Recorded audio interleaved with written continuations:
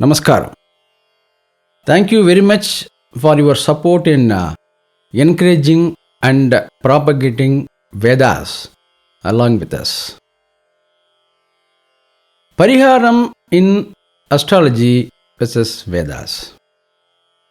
In fact, according to me, there is no full Pariharam in astrology involving mantras, especially Vedic mantras. And Pariharam is available, or I would say most of the Pariharam or remedies available only in Vedas. This is not by any human being. It is given by our rishis in Vedas, especially when you see the Rig Vidana, Atharva Vidana, and Sama Vidana, etc., Yajur Vidana, and also the Grihya Sutra of the Vedas. You can find this kind of remedy to fulfill our desire as well as for removing or decreasing the doshas. In fact, many astrologers do not know Vedas. The Vedic Pandit does not know astrology fully. They may be seeing the Muhurta time, etc., but they may not be able to do the astrological predictions. Further, the awareness and knowledge of Vidhanas and Grihya Sutra is also limited. Hence, Vedic Parihara is not suggested in most of the astrology consultation. This is my experience. I have seen many astrologers. Astrology Parihara is only based on the planetary positions, and they try to find out the reason for happening or non-happening of an event. But for fulfillment of any desire, then you have to come only to Vedic remedy. Even astrology says to consult learned Vedic Pandits. Further, astrology remedies suggest visiting temples or holy places or holy rivers for dosha parikara, which is present in the horoscope. In these places, the involvement of Vedic chants or mantras are very limited or none. But Vedic remedy can be done in holy places or at your home, bringing the holy water if possible and invoking particular devata for your prayer. Only through Vedas you can do Pitru Karma with mantras to satisfy them. Just action or gesture may not be effective or sufficient according to me. I will tell you the importance of Pitru Karma in another video. When you see the order of action by the common man in day-to-day life in achieving his desire or goal, first he will try. If he fails, he will consult astrology why it is not happening or it has happened, certain unexpected event. Then do parihara to rectify or reduce the negative effects. Most of the people stops here. Very few people go further and consult for Vedic remedy to achieve their goals. But in olden days, our ancestors go directly to Vedic remedy to achieve their goal, and they were very consistent regarding the time and events. Nowadays, people come to Vedic remedy as a last option, or you can say it is a last resort. The Power of Vedas, that is very, very important. In fact, my Guru Musri Dikshidhar used to tell me one story. I do not know whether it is from Vedas or from Purana. It talks about the power of Vedas and the power or walk of the learned Vedic Pandits. There was a king. Of course, there is a queen. He doesn't have offspring. He doesn't have children. So one day, Narada came through that place and he visited the palace. And the king has done all the respects to Narada. And he has actually requested that, see, I am getting aged and I do not have children. You have to do Ashurvada for us and to get children, etc. He said, okay, you please wait. I will go and consult Sriman Narayanan, Vishnu, and come and tell you, like that. So he went to Vaikunta and asked Lord Vishnu. Lord Vishnu said that, he is having the karma of not having the children. So what to do? Like this he said. So Narada just went, okay, this is his karma. What to do? Like that. Maybe after a few years, maybe 10 years or something, Narada again go by that way. There are 3-4 children are playing in the palace ground. Then he went to the palace and asked the king. Narada asked, who are they? He said, they are my children only. How come? He asked. After you went, one learned Vedic Pandit came here. And again, we did the respects for him and we requested him to bless us for children. He blessed us with the mantra. Vishnur yoning kalpayat tvashta rupani pimshatu. Like this. These mantras are from Rigveda and Atharvaveda, etc. Of course, even in Yajurveda it is there. And we got children. And he blessed us and we did all the respect to him. Then it came. He was totally shocked. Again he went to Lord Vishnu.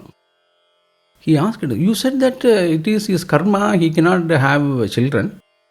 But the Vedic Pandit has done it.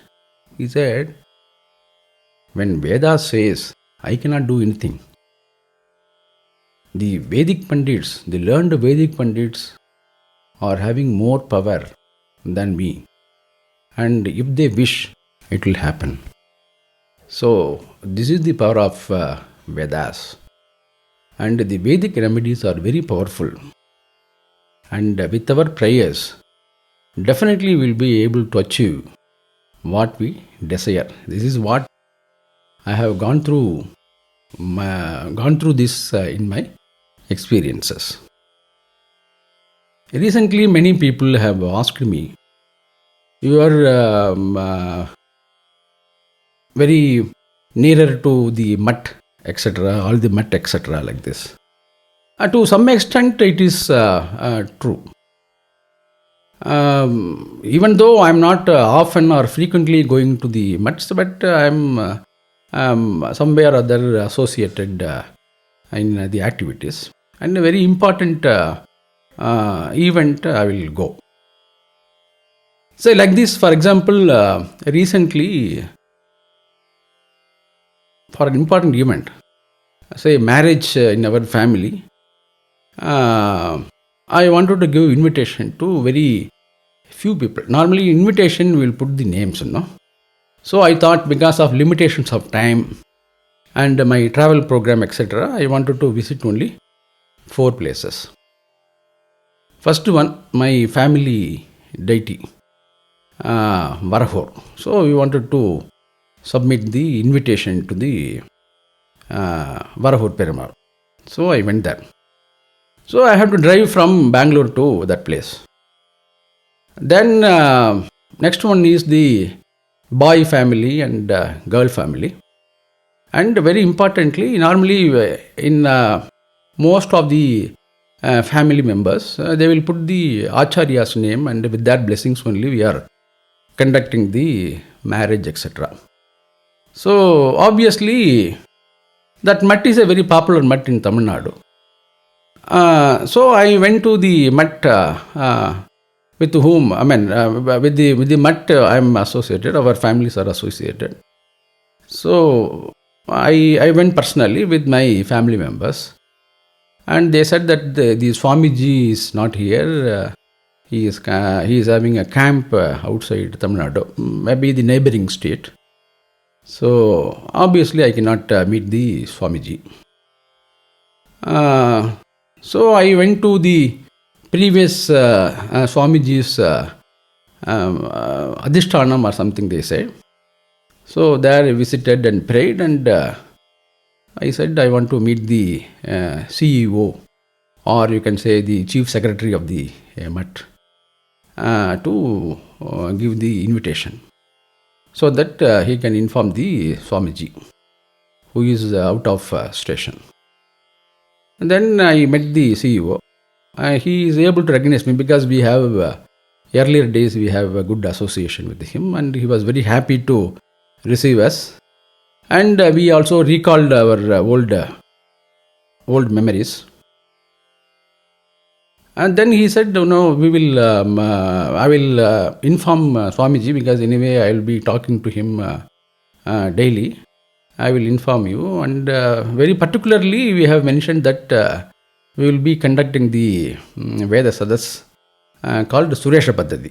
We are doing in Chennai after about 12 years. 2010 we conducted. After this, as a part of the marriage program, Suresh Paddhati was conducted with very great scholars from Rigveda and Yajurveda, and that too on Sandhya Vandana mantras, Ghanapati.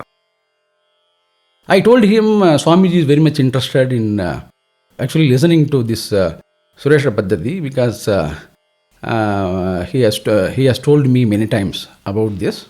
He said, yes, I know that he is very much interested in Suresh Paddhati. I will inform him. So he also marked in the invitation that he will communicate to Swamiji. And I said, the marriage was in so-and-so date. He said, don't worry, our team will come to give the prasada and the blessings of Swamiji, etc. So I also asked him, is there any other procedure or something? No, for you nothing. You go with full heart, and we will come on that day. So the marriage was conducted on 24th of August. And for the blessings, first our family deity Prasadam came. The Bhattacharya, who came with all the Prasadam, the holy cloth, etc. And he has been honored for that. And we were waiting for the Mutt people to come and give the blessings of the Mutt and Swamiji.